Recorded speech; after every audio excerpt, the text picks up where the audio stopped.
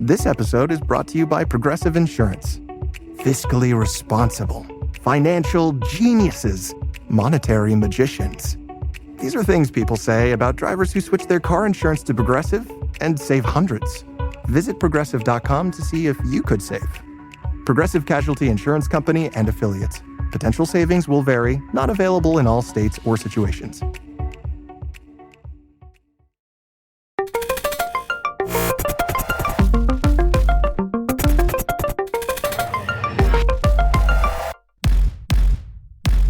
Welcome to Marketecture, where you can get smart fast with in-depth interviews of leading technology executives. I'm Ari Paparo. I'm joined today by Luke Schoenberger, who is the Executive Vice President of Product Engineering for Playwire. Luke, thank you for being here. Yeah, definitely happy to be here. Happy to be on the show. Happy to be able to talk with you today. Yeah, so today's very publisher-focused. We haven't talked about publishers in a while. So why don't we just level set to start? What is Playwire's general business? Yeah, so Playwire is a sales house. We are one of the 4 largest sales houses in the industry. So us, along with Medivine, Raptive, Freestar, we monetize a significant portion of the open web. So if you are a publisher who has a website and you want to be able to monetize that website with ads and not have to worry about how to do it, you would come to us and we would do it for you.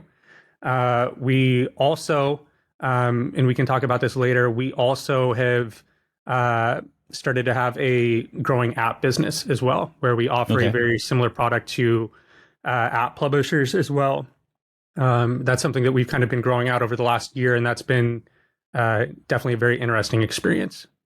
I bet. Yeah, we'll talk about that. But but you're not an SSP yourself, right? You work with the SSPs. No, we do not have an SSP, right? So we essentially, what we have is we have JavaScript that we load in the browser for publishers, right? Integration from a publisher perspective is very easy. They essentially take off all their existing ad code, put a couple script tags on page for us. We conduct the auction with Prebid, Amazon, GAM, etc. Have the ability to dynamically inject ads where it makes sense, which is like a big value add for publishers, since a lot of the publishers we work with aren't necessarily the most technically savvy. They don't have a lot of developer resources, and it's just easy to come work with us, put a couple tags on the page, and then we take care of the rest. We provide them with a full suite of real-time analytics that can report on whatever they want. And we also, one of the biggest value adds that we have for publishers, right, is instead of having to manage payments from a bunch of different SSPs, they get one check from us at a specific date and time, right? Which, if you're a small shop, 2 to 3 people, the last thing you want to do is try and figure out how to hunt down money from 10 to 15 different vendors. Totally, yeah. I could see why that's pretty appealing to like long tail and torso publishers. Get it all done in one spot. Traditionally, these publishers are using, I guess, Prebid, assuming they have multiple sources of supply. But I understand that you're building your own wrapper. So tell me about it. Yeah. So us, along with, it seems like everyone else right now, we are building our own wrapper. I mean, it's really interesting, right? And I think that's a topic that we could talk about in and of itself, right? Why everyone is building their own wrapper, why it seems like there's more demand for this now than there was in the past. Because at this point, right, we have our own wrapper that we're releasing. Freestar already has theirs. I believe Medivine and Raptive are also coming out with their own wrappers. And then right within, I don't know how long ago was it at this point, the Trade Desk said that they were coming out with their own. I think it was last week. And that's on top of, right, #Labs, who already has a wrapper. And then all the other maybe like 10 to a dozen people, smaller companies, institutions that have their own as well. Never put it past ad tech to make things more complicated in the effort to standardize. So tell me, I guess, let's start with just your motivation, since you know about that. So what is the motivation for building your own wrapper? I think we just thought we could do it better than a lot of other people were doing it. I think and I don't know, partially that may sound arrogant, but kind of just from our experience from being in managed service for as long as we have been. And I mean, this is publisher monetization is pretty much all I've ever done. Like I've been doing this for 11 years at this point, a little over 11 years. I think with kind of all the experience that we have and kind of looking at the products in market, kind of a lot of the different legacy providers, we saw a bunch of different gaps that we felt like we could kind of build something really robust that solves a lot of problems that weren't being solved today by existing providers. Right. So, but is your wrapper based on Prebid? Is it a fork, Yes. basically? Okay. Yeah, we do use Prebid. We will have the ability for publishers to pick specific versions of Prebid that they would like to use, which is going to become more relevant right now with everything with transaction ID. The idea of us being able to support custom versions of Prebid is also something that we think is worth considering. But yes, today it is based on Prebid. So what are some specific reasons why a publisher would be better off using your wrapper versus plain Prebid? Just control, right? So if they're using Prebid, they would still at the same time have to kind of like build out their own kind of UI for how they want to manage that and manage all the different settings.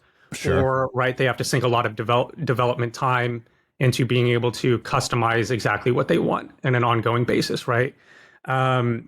Added on top of that, right, they would need to figure out a way to be able to run kind of their own experimentation.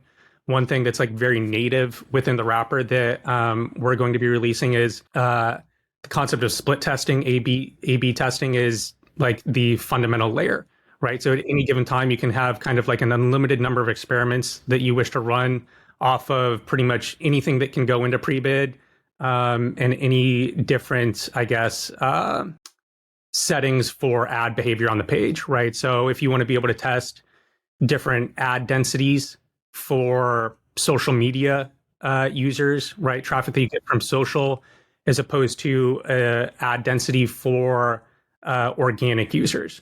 You can do that.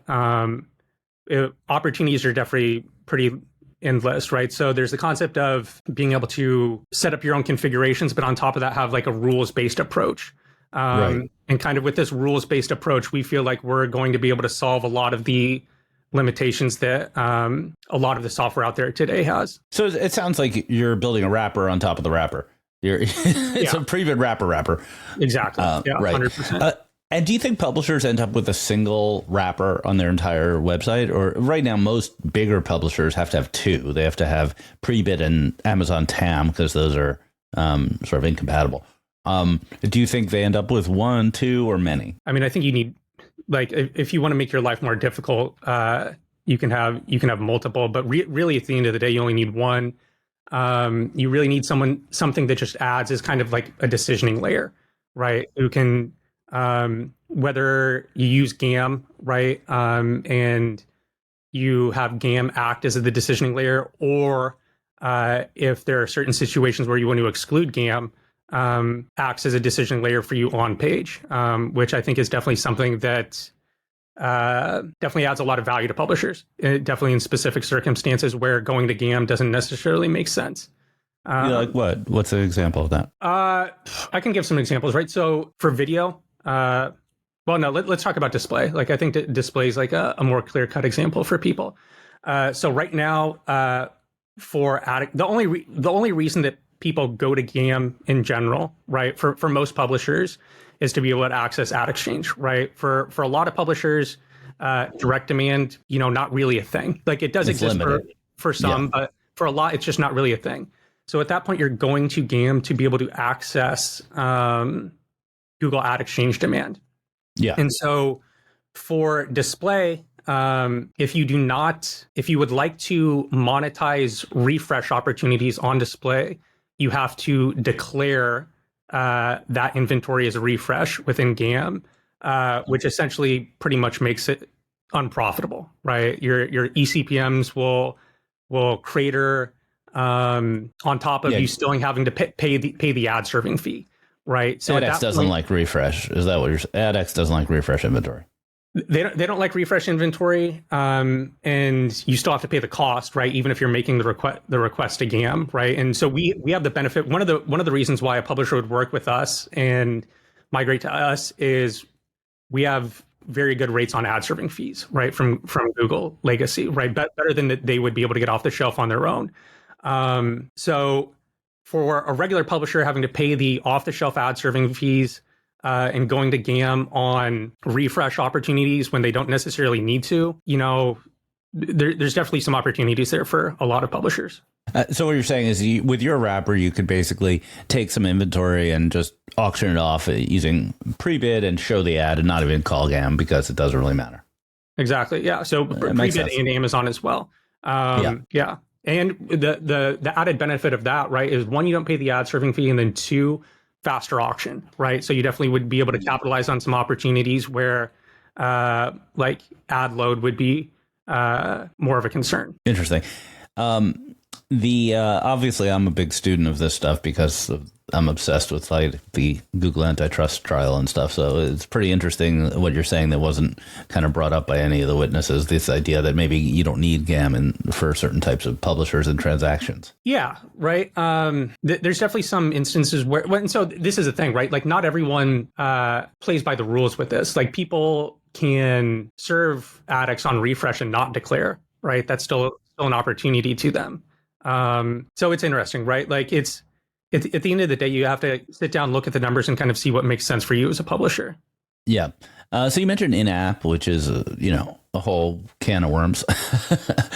Mediation still exists. You have multiple SDKs. So what is the Playwire approach in in-app? Yeah. So in-app is something that has become big for us over the last year. It's been one of our major initiatives. Our two major initiatives right now are kind of everything that we're doing with our self-serve wrapper that we plan to offer beginning or sometime in November. And then our second biggest initiative is in-app. In-app has definitely been a big learning experience for us. We have a lot of publishers that currently run app today, but we felt like we could kind of just put more of an emphasis on it and make this something that we can reach out and offer to app publishers that don't necessarily have web properties and still really have a very compelling way to be able to monetize for them. So the big learning for us was that app has very little to do with how web works, right? Even down to how you basically count impressions, right? It's completely different.